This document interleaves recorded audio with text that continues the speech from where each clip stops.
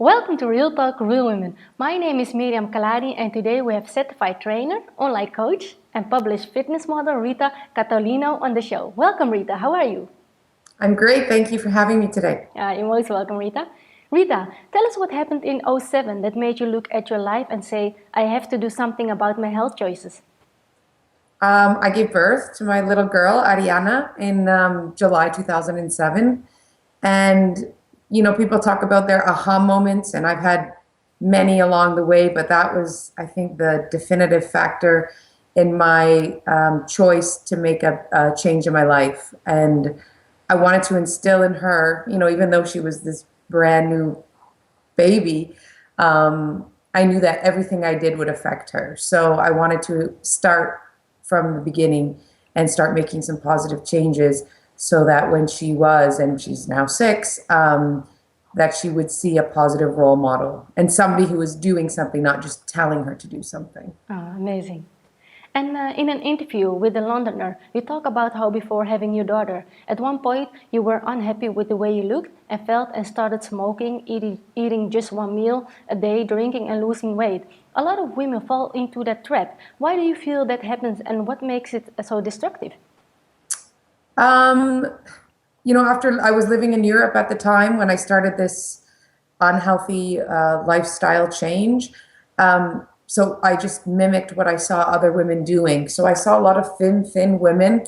And I think in Europe there is, I'm in Canada now, but in Europe, maybe I'm overgeneralizing, in Spain, there's a big emphasis on fitness, not on fitness, on fashion. So, looking like this runway model or fitting in the size 0 clothing and the tight pants or whatever it may be. And so, a lot of them do smoke. It's part of their lifestyle and they're busy running around all day and they have one little meal at the end of the night. So I decided to try it out. And yes, I started losing weight, but my skin was awful. I wasn't energetic. I didn't want to get out of bed in the morning. I was dealing with just bad body image, and I knew that wouldn't continue for a long time. It's very destructive because you're damaging your metabolism, you're damaging so many things by choosing that kind of lifestyle. So thank God it was short-lived for me, and something kicked in this brain and said, Rita, stop. it's not going to work. So. All right. You write on your website how you also saw your mother experiment with every diet on the market, gaining and losing weight uncontrollably. Many women watching today will be able to relate to that and are wondering how to get out of that situation. What is the best advice you can give them? Wow. Cold turkey. So just stop. I know it's, there's not baby steps to it. If you're in that cycle of yo-yo dieting and trying everything on the book, hire somebody reputable in your community, somebody you look up to, somebody with the same body image that you would like to portray. I always suggest doing something like that. Pick up the Eat Clean book like I did, follow something healthy. And everybody knows at the end of the day, eating or drinking a soup for weeks on end or drinking water with cayenne pepper, that can't be healthy. We all have common sense, right? So there are no quick fixes. Nothing's going to happen overnight. The weight didn't come on overnight. You didn't wake up one day and we're all of a sudden a bigger person. It was daily bad choices. So the same goes for your transformation and into health. You need to make those steps to get you to your healthy body. It's not going to happen overnight. So after a week of trying something, you shouldn't have amazing results after a week. They should be little results. Oh, my energy feels better today. Or, I jumped out of bed today and I wanted to go to my workout. Those are the kind of little goals along the way that people should be experiencing from a healthy lifestyle, not, a 10-pound drop in a week. Neither is it healthy nor is it sustainable. So I agree. Yeah. And when you joined a gym, you also picked up Toscarina's book, The Eat Clean Diet. How important is self-education and having a plan? For me, it was optimal. So I didn't hire a trainer. I mean, I've always trained myself.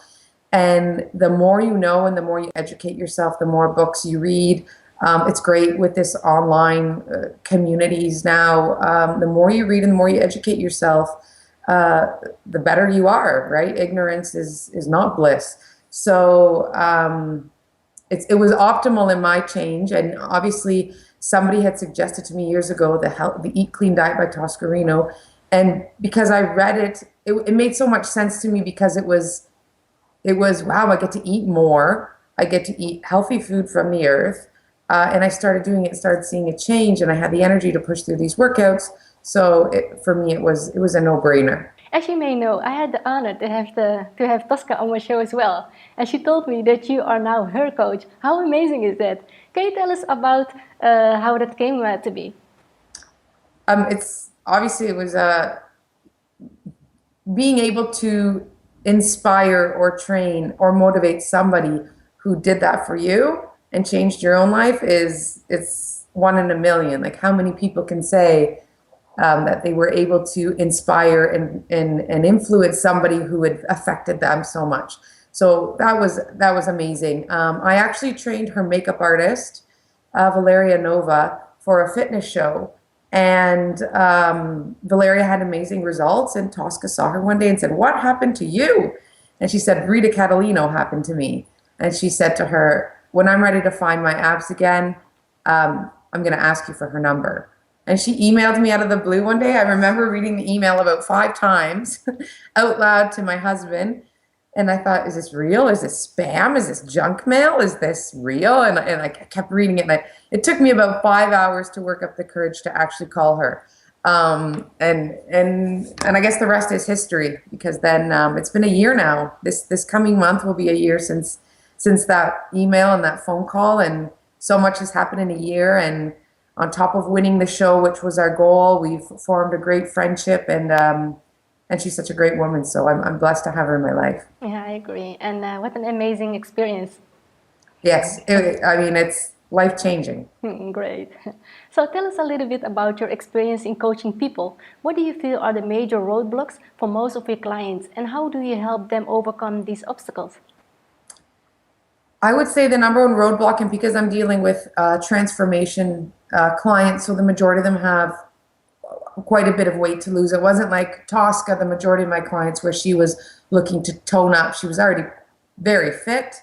She was just looking to tweak things and perfect things. So the majority of the women I train online are lifestyle clients, as I call them, who are looking for a lifestyle change, and they have quite a bit of weight to lose, or at least 10 pounds to lose. And the biggest factor is self-fear, self-doubt, not believing in themselves, not knowing what to do, feeling lost, and too many times giving up on themselves. So trying something and then, not working after a week, so giving up on themselves, and that yo-yo diet mentality where if they don't see results within a few days, they're back to self-sabotage, as I call it. And that's, for me, what I do is I sit down and I write them these motivational messages of, I've been there, I know what it's like, and it's not going to be easy, but it's worth it in the long run. So nothing worthwhile is easy. And, I think because I've been there, I've been in their shoes, I've been overweight, I've been unhappy, I covered myself in layers of self-doubt, baggy clothes, every excuse in the book. I know what it's like. I know what it is to feel like crap and not want to get out of bed in the morning. So being there has helped me push them and motivate them, because I am empathetic and I know what it feels like. So many coaches and trainers talk the talk, but you also walk the walk. You not only enable others to become the best version of themselves, you also live the fitness lifestyle yourself. Do you ever struggle to balance it all? absolutely. Every day. I mean, I run a career from home. My husband, my daughter, school. We're very social. My parents are Italian. We're very close knit, so we're with them a lot. We travel a lot. Of course, I struggle. I struggle every day. I write every single thing down on a piece of paper every day. So 6 a.m. wake up call. Daughter's lunch, daughter to school, gym, social media, online clients, in-person clients, hair appointment. I mean, everything is written down. If it's not written down, it doesn't get done. And I struggle. There's days like today where it's rainy and gray. I feel like lying in bed in my pajamas, and those are exactly those days that I push myself and I get to the gym, and within 2 minutes of sweating, those endorphins come out and I start feeling better, and I get a lot more done in the days I do work out than the days I skip the gym. Because that sluggish feeling stays with you all day. Whereas if I get a workout in first thing in the morning, and yesterday I didn't have time, so I did a basement workout, trampoline, skipping rope, push-ups, and I mean, you don't need a gym and you don't need hours. It was a 15-minute workout and I sweat my butt off. So with those endorphins going, I always get so much more done. Oh, great. So yeah, but I struggle, absolutely. I struggle to keep my hand out of the cookie jar. I struggle to not open a bottle of wine every night. I struggle every single day. This is not easy. This is not wake up glorified. It's not the fitness pictures that you're seeing all the time. It's a struggle. Yeah. And how do you deal with setbacks and obstacles?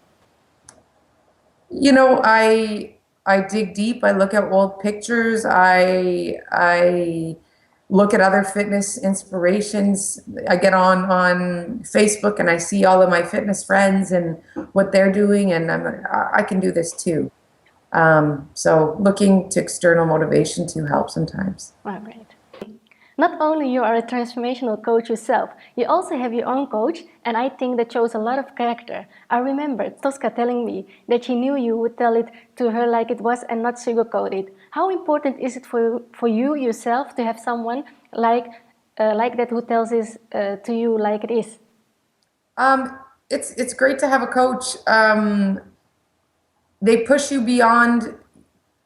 Even if you push yourself, and I'm hard on myself, I have very high standards, but there are, when you're on your own, you set less, a rep less, you talk to somebody, I'm going to skip the cardio today, I'm going to do whatever it may be. When you have somebody there pushing you and telling you, you have more in you, you should be lifting heavier, push, Rita, push, it's very important. Or when I'm telling that person, I don't feel like going to the gym today, they're like, you need to go. I mean, it's great to have that person pushing you and not telling you that you look great. Why do you worry?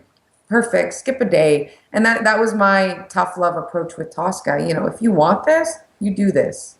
And obviously you get results that way. Great. Small changes, small efforts, produce small results, and great efforts produce great results. So you decide where you want to be. I agree on that, yeah. Looking back over, say, the last 5 years of your life, what are you most proud of? Oh God, I am proud of so many things. I'm proud of the last 5 years of my life, apart from fitness, have been huge. My husband and I uprooted. We had a very fun, sustainable life in Spain. We had a huge social life. He had his own business. I had a successful career. Everything was going great. And we decided to uproot and move back to Canada for various reasons. And we had to start from scratch. So 5 years into a marriage, being financially stable, we had to pretty much start from scratch. Living in my parents' basement, not having paperwork, him not speaking a word of English. I was making, $9 an hour at a preschool. It was just literally, it was a struggle. And to fast forward 5 years, where we have a beautiful daughter together, he has a very successful carpentry business. He now speaks fluent English and is very confident in himself and in his work, and he's out there today with business people, whereas I was holding his hand at the beginning, bringing him to meetings, translating for him. That alone is a huge accomplishment, where I'm able to live my passion too right now, and I get to work from home from my computer, travel, be financially independent, have our dream home here that he built. I mean, I have so many blessings, knock on wood, that, and it's not just knocking on wood, it's not just luck that got us here. It was a lot of hard work, a lot of sacrifice. Every, step we took back, it brought us 10 steps ahead. Every door that closed opened another 10. So you just have to be optimistic and look at the glass half full, and push and push and push. So don't be fearful of obstacles. And the only obstacles we have are the ones we set for ourselves. The sky's the limit. No, beyond the sky, there's no limit. So I totally agree on that. Yeah, yeah. And you deserve it because you worked hard on it, for it. yeah, Yeah. I'm finally at a place where I can say I deserve my success, and that's hard for me to say that because um, it's I've always taught to be a humble person. My father was an immigrant. He came to Canada with one suitcase. He's come from nothing, and he's provided for his family. Very hardworking parents. So I've always been taught to be very humble, and not and with that not boasting. So it's hard for me to say I deserve my success without feeling like it's boasting. So that alone is a huge obstacle. And what are some of your goals for the rest of the year? Wow. I have a few projects underway that I'm collaborating with some people, and this summer those will come to light and fruition. So you'll just have to wait for that. Um, I'd like to open more up into the European market because I do speak fluent Italian and fluent Spanish, as you know or may not know. And I'm leaving for Europe on Sunday, so we're going to Italy and Spain for 6 weeks. And I'll be doing some seminars in Spain on fitness, and in some gyms there that I'm collaborating with. And I think opening up more into the Spanish market, where fitness is still new. Women shy away from weight still a lot there. As I said, they're either doing cardio and not eating enough food, or they're not doing anything. So I would really like to open up more into the Spanish market, along with other projects that I have here in North America, and develop my online program a little bit more, and yeah, just continue evolving in this fitness world. So Amazing. And I'm sure you will do great. thank you so much. Oh, you're most welcome. Yes. And where can people go to learn more about you online, Rita? My webpage it's just a baby right now. I'm working on it, but there's still information there. There's success stories. I post recipes, what I eat, little blogs here and there, some pictures. So it's www.ritacatolino, CATOLINO.com. I'm on Twitter. I'm on Facebook. I have a fitness page on Facebook. So you can find me on those social media links. Oh, great. And I will make sure to put all the links below this video. Thank you. You're welcome. Do you feel there's anything we've missed that you would like to cover today? I know a lot of women out there, I don't know who's watching this, but I know a lot of women are thinking to themselves, I can never look, I can never get there. You have to start somewhere. So, start now. Start with a home workout. If you don't feel comfortable at the gym, sweat once a day. Spring is coming. Get out there and go for a walk. Buy a dog. I know there's been a recent study that people who have dogs have a 20%, I don't know, I'm making this number up, more fat loss goal because the dog makes them go out and walk every day. So, do a push-up challenge, or do a burpee challenge. Do one burpee a day and add a burpee on every day for 100 days. So by the 100 days, you're at 100 burpees. Do a challenge with a friend. Do something. Track your success, and don't do it with the scale. Do it with pictures. Do it with clothes, because the scale is wonky. You don't go to the bathroom one day, or you drank too much water, and it's going to show a pound or two increase. So track your success. Tell people what you're doing for accountability. Inspire others. Do it. Baby steps. Do something. And do it today. Don't wait till tomorrow, right? Procrastination is the worst. And don't beat yourself up. If Saturday night you had a glass of wine, don't think, okay, I'm going to start Monday now. Let's screw the whole weekend. Let's eat the whole box of crackers. look at that slip up as a treat and then continue on your path. You know, you don't throw a whole new car out because one tire is flat. You fix the flat tire. So don't throw the whole Mercedes out. It's not worth it. Wonderful. In closing, I just wanted to share a quote that you shared on your Oxygen website. You say, what you don't need to do is continue to make excuses for not being the person you can be. You must envision what you want and then set goals that will get you there and follow through. And you're the living statement of that, Rita. Thank you so much for being on the show. It was an absolute pleasure. Thank you so much, Miriam. Thank you so much. And I don't know how to say goodbye in Dutch. Will you Dag. teach me? Dag. Dag. Or tot ziens. Tot ziens. Dag.